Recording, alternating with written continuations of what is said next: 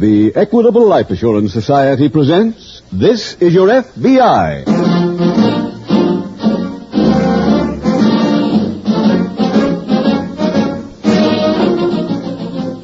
This is Your F.B.I., the official broadcast from the files of the Federal Bureau of Investigation. Presented transcribed as a public service by the Equitable Life Assurance Society of the United States and the Equitable Society's representatives in your community.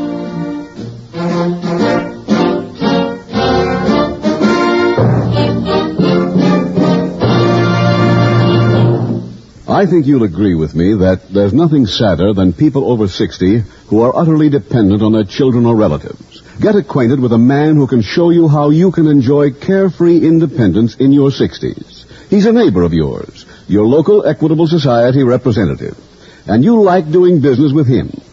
In about 14 minutes, I'd like to tell you more about this friendly, helpful neighbor of yours and how he can help you to take advantage of membership in the Equitable Life Assurance Society of the United States.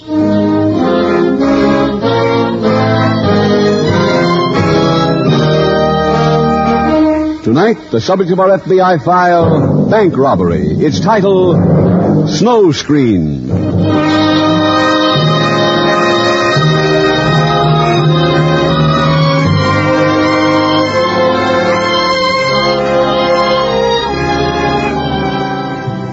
In the fiction of crime, from the days of Poe and Victor Hugo to the era of the comic book and the pulp magazine, the conflict between lawbreaker and law enforcer has usually been depicted as an individual battle, a duel of wits and skill, with the arch criminal pitted against the relentless lawman. Since the inception of the Federal Bureau of Investigation, however, the facts have been less romantic, more successful. The records of your FBI show that seldom, if ever, is apprehending a criminal a one-man job. Although each case is assigned to a single agent in a single office, many men cooperate in its solution. Scientists, technicians, local and state peace officers, members of other federal agencies, and as many other special agents as may be needed. Any or all of these may work on a single case. Even as in the case you are about to hear, in the most remote areas of its jurisdiction, the full striking force of your FBI is available to be used as needed. As in all wars, in the ceaseless battle against crime, the odds are with the big battalions, and the odds are on our side.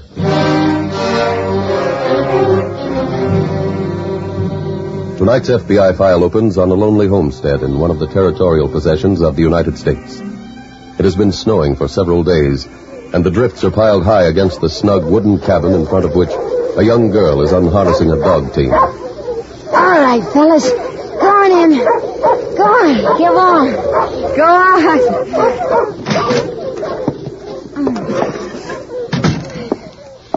I'm home, Pa. Where are you?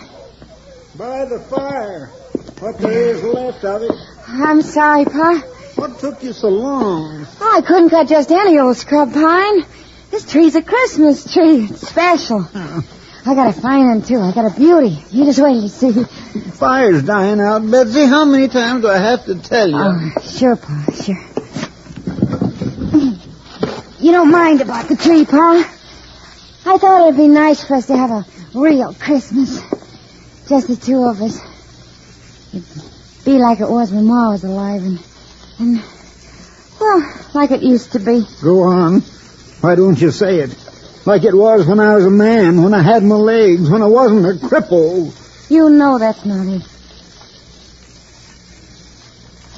I'll start supper. I ain't hungry.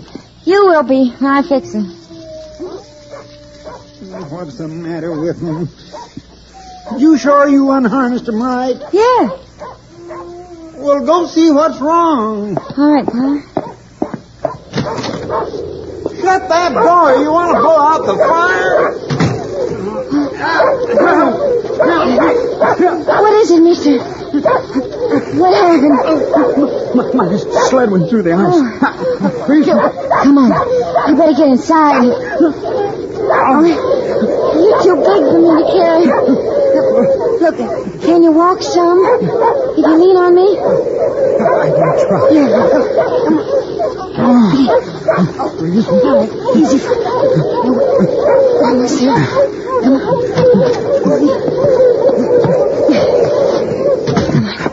Well, what was the matter with them?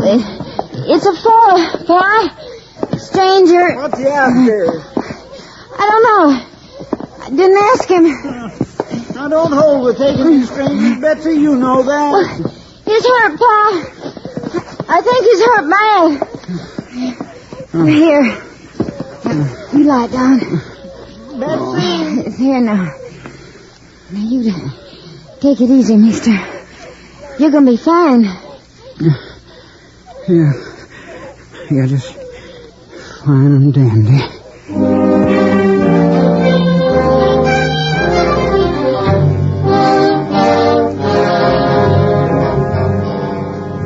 The next morning at F.B.I. field headquarters in the territorial capital, Special Agent Jim Taylor reports to Supervisor Andrew Wagner. Good morning, Taylor. Morning, sir. Here's your transportation back to Seattle. My secretary stopped at the airport on her way in. Oh, thanks a lot, Mr. Wagner. You're all cleaned up on that security check? All I can do up here anyway.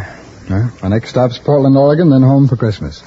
Mr. Wagner, when do I take off? Well, I'm afraid that part's not so good. Huh? Seems the whole territory's weather-bound. Not likely to be any planes out for 3 or 4 days. Oh, that's fine. Well, I guess I get a white Christmas whether I like it or not. Jim, I hate to take advantage of your predicament, but as long as you're stuck up here, we could use some help up in the Thorndike area. No, what is it, sir? Somebody blew the vault at the Thorndike National Bank yesterday. Is there anybody on it? Brad Stanford's our resident agent. He's been working with the United States Marshal's office.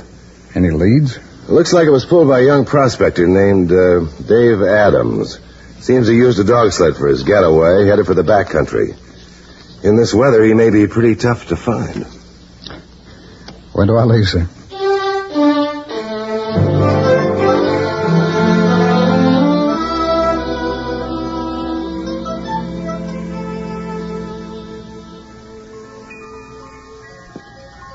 Say, that's quite a tree. You feeling better? Feeling great, thanks to you. Forget it. Anybody would have done the same. I'm not so sure your pa would have. Oh, don't mind Pa. It's just that he's... Well, No, I know. Look, hold the ladder, will you? So I can put on the star? Sure.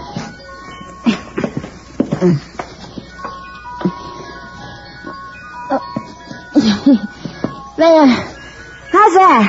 It's fine. It's a real cute music box. My ma brought it all the way from Arkansas. Well, what do you know? Here, I'll help you down.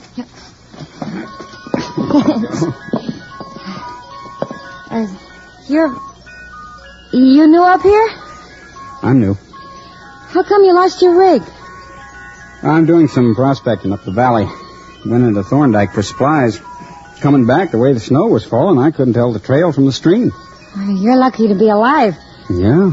Betsy, that stranger in there with you? Yeah, Pa, he's here. Tell him to be getting on his way. No, Pa, It ain't fitting to have him hanging around. But, Pa... You tell him, you hear? I hear you.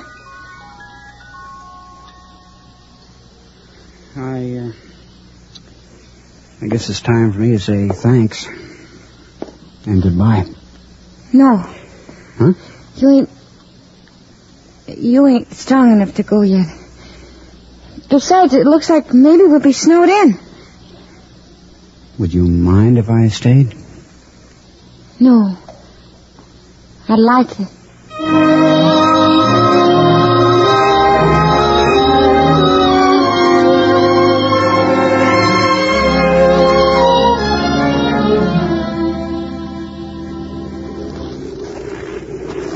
Jim Taylor. Oh, hi, Brad. Yeah, just on my way over to your office. Mr. Wagner phoned you'd be up. Well, I'd have been here sooner, but I waited for the teletype when your suspect to come in. Oh, good. Did it show anything? Oh, here, I'll read it to you. David Adams is his real name. Home to Seattle, age 23, couple of years of college. Majored in metallurgical engineering. You got a record? 18 months in state prison. Robbery? No, auto theft. Seems a bunch of kids got drunk after a football game, heisted a car, and cracked it up. Adams was driving. Model prisoner, recommended for parole, passed the board, reported in regularly. Had parole board's permission to move to Alaska. Well, there's nothing against him up here either until this. Brad's identification pretty positive. Circumstantial, but it adds up. He had a fight with the bank manager over a loan, threatened to get even.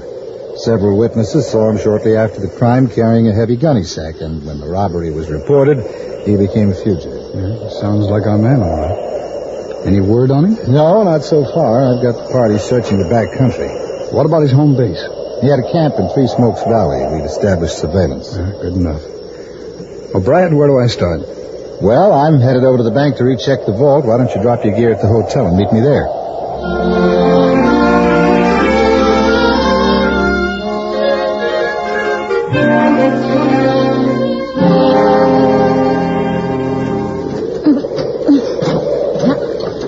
Better let me do that, Betsy. That pump's pretty stiff.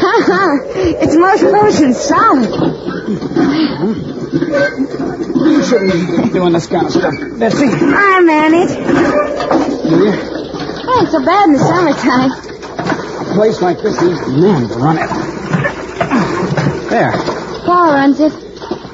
I didn't mean that. I meant, well, do the chores. Cut the wood, clear the land. You know. Well, like a hired man? Well, yeah, sort of. Here you are. Well, who'd come work way out here? I would. You're kidding. No? Why? Well, why would you? Lots of reasons. Pa wouldn't hear of it. How about you? I don't count. Seems to me you ought to. Seems to me you do all the work. Maybe. Betsy? Yeah? No, wait. Please. Please. Don't do that. Not ever again. Didn't you want me to? Sure. Sure I did, But what? Come on. Before we freeze to death. Do I stay? I'll think about it. Come on.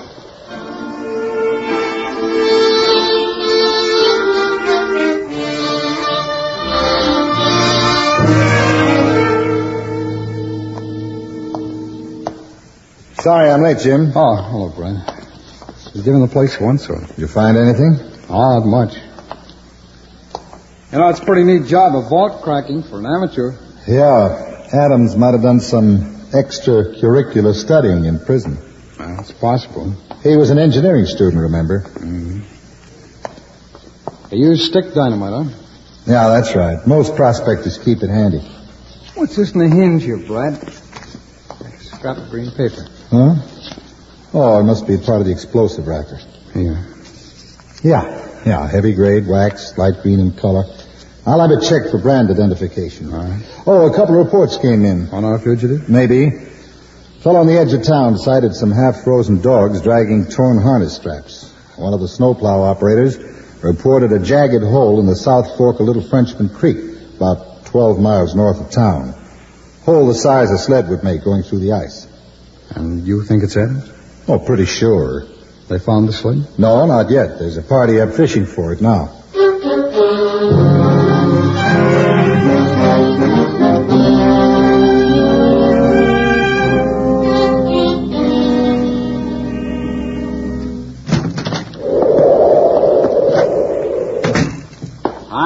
Hi. I just been checking the dogs. They're bedded down for the night. You ain't been hired yet. Am I gonna be? Oh, just a stranger, huh? Just a poor boy needing help, huh? Oh, what's the matter? Fine friend you picked, Betsy. Well, what are you talking about? I'm talking about him. Nice friend for you. Fellow that robbed the Thorndike National Bank. Pa, you're crazy. Heard all about it on the radio just now. Had a description of the bandit. His description. Said he was a criminal, an ex-convict. Oh, no, Pa, it can't be. I don't believe it. Fellow there hunting had a gunny sack. Figure he carried the loot in it. Why don't you look in his gunny sack, Betsy? All right, Pa. If it'll make Betsy, wait. It's true. Huh? I'm the one they're looking for. And all that you told me? That was true, too. I'm the man they're hunting, but I didn't rob the bank. Oh. I don't expect you to believe me. That's just it. I don't expect anybody to believe me. Get him out of here, Betsy, before he kills us in our sleep. No, Pa. What? Are you crazy? Maybe. Betsy, I order you... Pa, he's staying here. He's staying for as long as he wants to.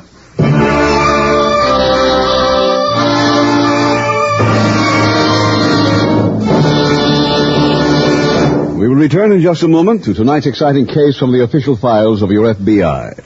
Now, do you want to be dependent when you're 60, or would you rather lead a comfortable, independent life? Mr. Andrew Marble had that choice to make, and he solved it with membership in the Equitable Society. Is that right, Mr. Marble? Yes, indeed. You see, I'm old enough to know that I'm not going to make a fortune unless I strike oil in my front yard. Oh, I do all right, but with the high cost of living, it's tough to put aside much for a rainy day. So my wife and I began worrying about our old age. Well, that's when I called up our local Equitable Society man. You see, I heard you talking about a very interesting retirement plan on this program. And that's called the Equitable Independent 60s Plan. That's right. Well, he explained how the Independent 60s plan would pay me a nice fat check every week when I retired. How we could live where we wanted and come and go as we pleased. And how my wife could enjoy all these good things immediately if something happened to me and with no further payments. Well, I couldn't resist it when I saw how little it cost.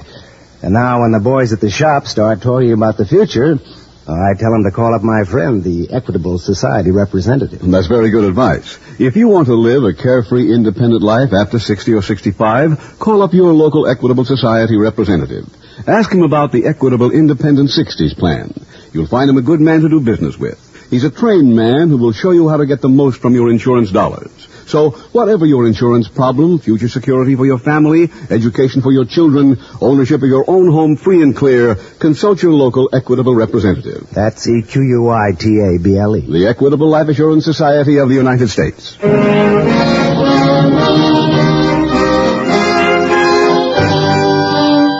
And now back to tonight's FBI file, Snow Screen.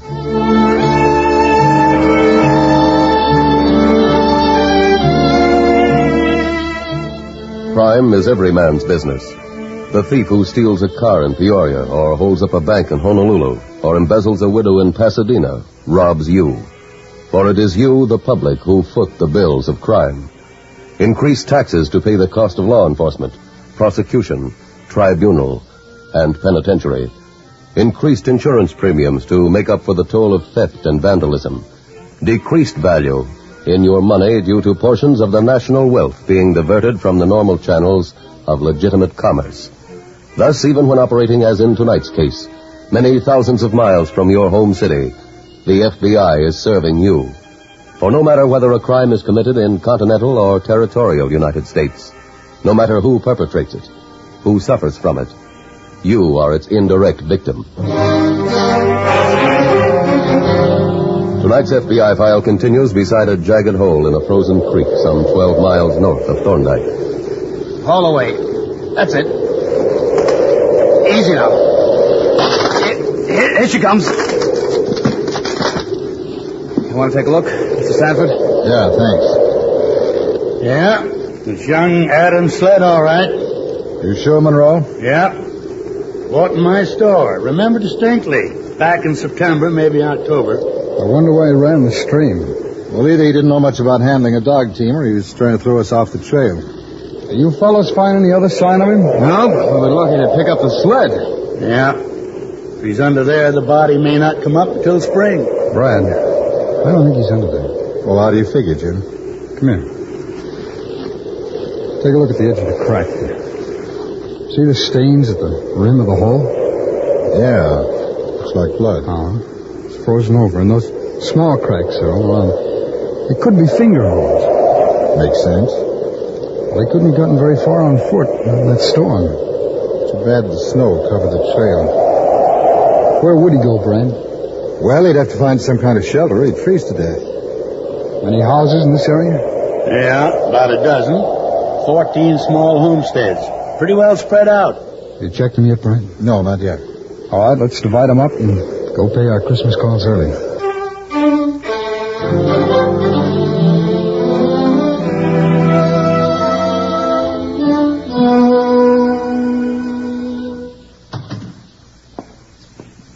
Is he asleep? Yeah. You think he'll call the police? There's no phone. That's one break. What are you going to do, Dave? I don't know. You could turn yourself in. No. But if you're innocent... Who's going to believe me? I'm an ex-convict. But you didn't rob the bank, Dave. I could have. That'll be all they'll need. They know that I've got a... Someone coming. Quick, into my bedroom. Stay there. Go on.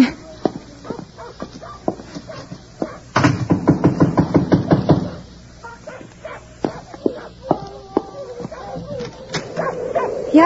Are you Miss Wells? Yes. Yes, I am. I'm Special Agent Taylor of the F.B.I., Miss Wells. Here's my credentials. Oh. Oh, I see. Come on in. Thanks. Miss Wells, is your father in? Well, he's sleeping. Oh. Well, I don't want to alarm you, Miss Wells, but... Well, you may already know the FBI is hunting for the man who's been identified as the one who robbed the bank at Thorndyke. No, I didn't know. Oh. Well, we have reason to believe that he's somewhere in this area. Huh? Oh, I assure you, there's nothing to worry about. You haven't noticed any prowlers, have you, or seen anyone suspicious? Well, no. No, I haven't. Well, what about your outbuildings, the sheds and the barn? Oh, we don't keep stock over the winter, but the dogs, they'd have known. Yeah. Yeah, but if you don't mind, Miss Wells, I think I'll take a look around back there. Just to make us both feel better. Yeah.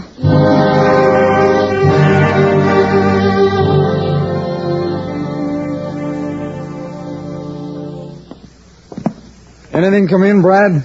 Just the report on that dynamite wrapper. Oh, you got it then? Yeah, let's see. It's off a stick of Northern Chemicals Thunderpack Type 3. It's a new product. Just been one shipment into Thorndyke, arrived 2 weeks ago. You check sales, huh? No, not yet. I'll get the local boys on it later in the day. Brad, would Adams have access to that stuff? Why, it's possible, but he wouldn't be likely to need to replenish his explosive stock. His claim's not working. Yeah. You think we could be after the wrong man? Well, could be. I'd still like to hear Adam's story. Did you check every resident on your list? All except Matthew Wells. His daughter said he was sleeping. Well, she runs the place anyway. Has ever since Matt was crippled. Crippled? Mm-hmm. Threshing accident. Made him a complete invalid. Brad, are you sure? Oh, sure. He hasn't been out of a wheelchair for more than 2 years. Well, who else lives with him now? Nobody, as far as I know. Come on, Brad, let's go. Huh? Where? Back to the Wells place.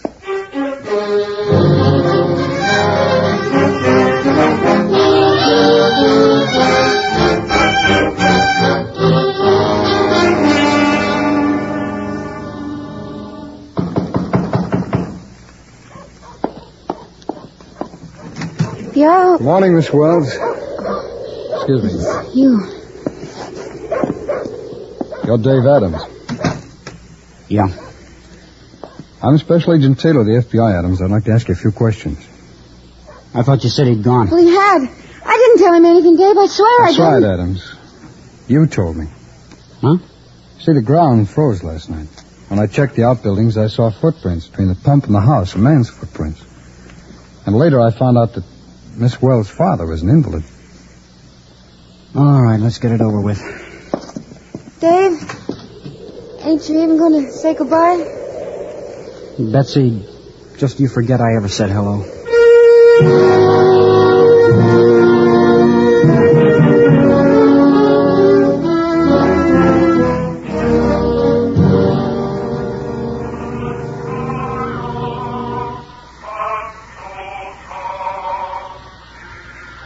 Wind up the gramophone, Betsy. Oh, don't bother. I'll do it myself.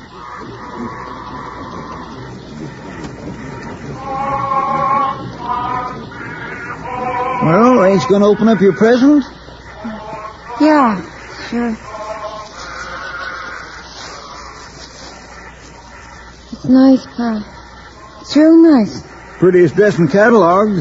Had to send all the way to Seattle for I it. said I liked it, Pa. You was the one wanting a real Christmas. You don't seem very merry to me. Why don't you forget him, Betsy? Oh, please, don't.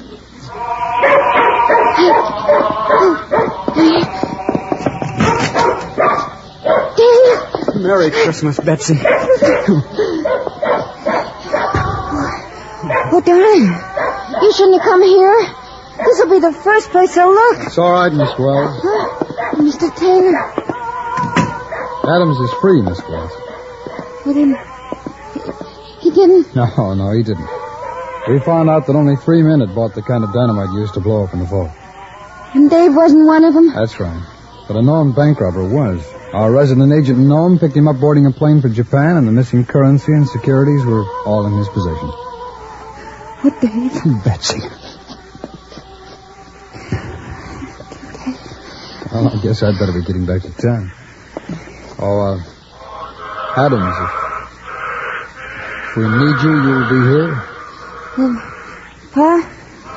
He'll be here. Thanks, Pa. And, Mr. Taylor, I don't know how to tell you. It's just our job, Miss Wells. Well, sometimes it's more pleasant than others. Well, anyway, thanks, and Merry Christmas.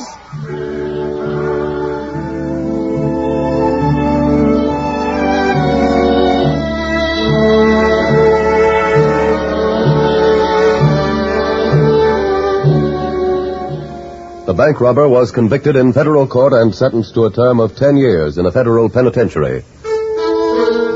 Despite its apparent simplicity and speed of solution, statistics in the files of your F.B.I. show that 32 members of law enforcement agencies were actively involved in the investigation of the case you have just heard, ranging from agents on the spot to laboratory experts more than 5,000 miles away.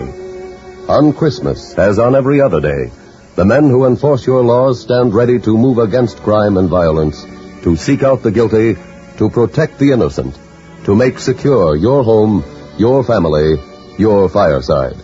It is in behalf of each of these thousands of peace officers throughout the United States, its territories and possessions, that your F.B.I. takes this opportunity to wish you a safe and Merry Christmas.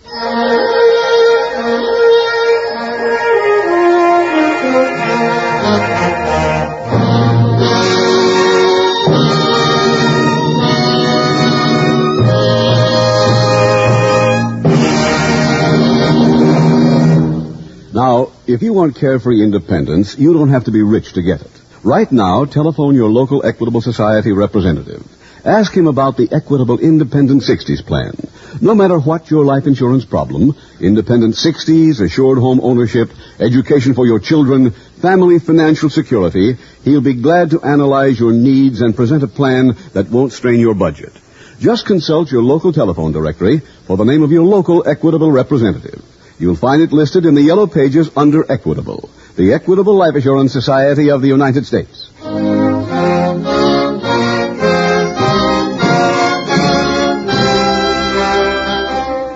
Next week, we will dramatize another case from the files of the Federal Bureau of Investigation. Its subject, armed robbery. Its title, The Sunshine Syndicate. The incidents used in tonight's Equitable Life Assurance Society's broadcast are adapted from the files of the Federal Bureau of Investigation. However, all names used are fictitious, and any similarity thereof to the names of places or persons living or dead is accidental. Tonight, the music was composed and conducted by Frederick Steiner. The author was Robert Yale Libet. Your narrator was William Woodson, and Special Agent Taylor is played by Stacy Harris. Others in the cast were Parley Bear, Walter Catlett, Sam Edwards, Georgia Ellis, James McCallion, Roland Winters, and Carlton Young. This is Your F.B.I. is a Jerry Devine production. This is Larry Keating speaking for the Equitable Life Assurance Society of the United States and the Equitable Society's representative in your community, who again wish you and yours a very Merry Christmas. Stay tuned for the adventures of Ozzie and Harriet. There's fun for the whole family when Ozzie and Harriet come your way next. This program came to you from Hollywood.